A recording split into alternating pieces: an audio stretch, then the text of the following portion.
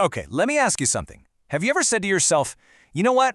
I'll do that once I feel a little more confident. Yeah, we've all been there, right? Just kind of waiting for this magical feeling to show up before we make a big move. But what if we have it completely backward? In this explainer, we're going to flip that whole idea on its head. We're going to explore this really powerful truth, that confidence isn't something you wait for, it's something you build through action. All right, let's get into it. So first up, let's talk about the confidence paradox. It's this common misunderstanding that honestly keeps so many of us completely stuck. Okay, picture this. You're about to get on a boat.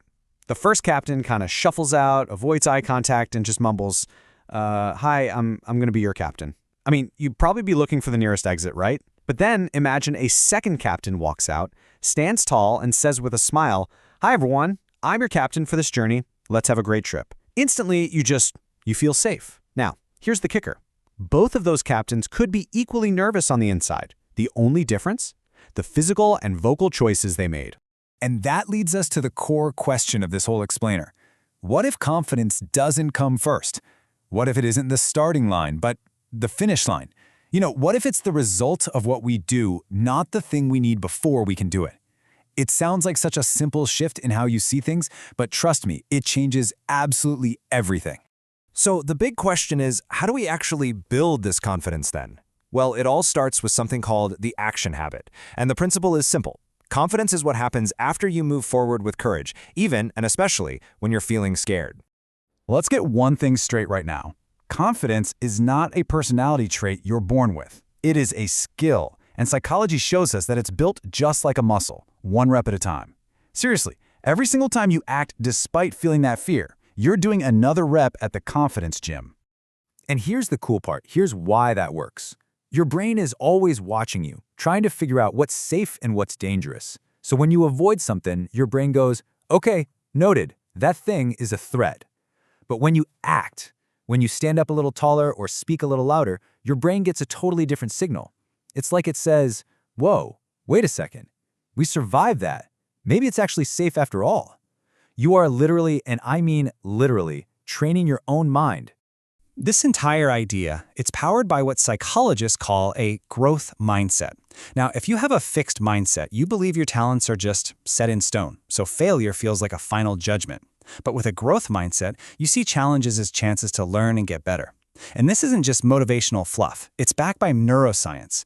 Our brains can literally be rewired. When you practice a skill, the connections in your brain for that skill physically get stronger. And that belief, the belief that you can actually improve, that's the bedrock of building real confidence. Okay, so theory is great, right? But how do we actually put this into practice? Especially in those moments when you need it right now. Let's get into the nitty-gritty, the practical tools you can use to act confident even when your insides are just screaming at you. All right, here are 3 super simple physical things you can do right now. First, turn up your energy and your volume just a little bit. Aim for like a 5 out of 10. Second, pause strategically like a boss, instead of filling the silence with ums and uhs. And third, which is my personal favorite, is the superhero stance. And yeah, it's pretty much as simple as it sounds. I want you to try it. Right now, wherever you are, just think of your favorite superhero. How do they stand? Now adopt that posture.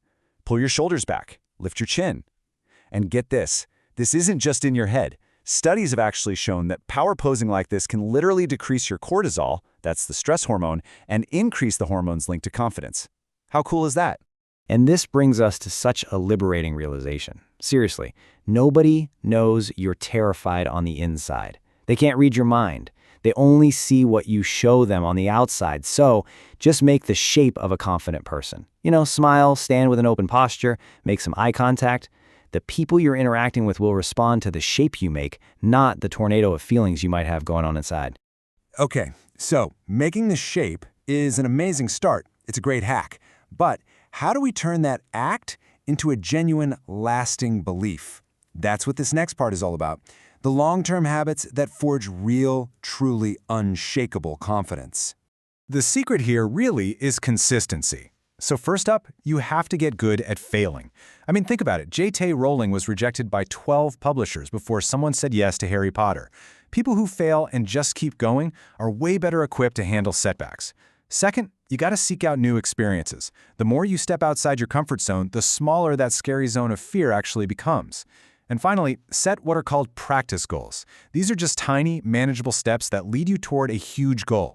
You can kind of think of it like this. In life, you're pretty much always facing two paths. There's the easy road. It's comfortable, it's safe, but it leads to stagnation. And then there's the hard road.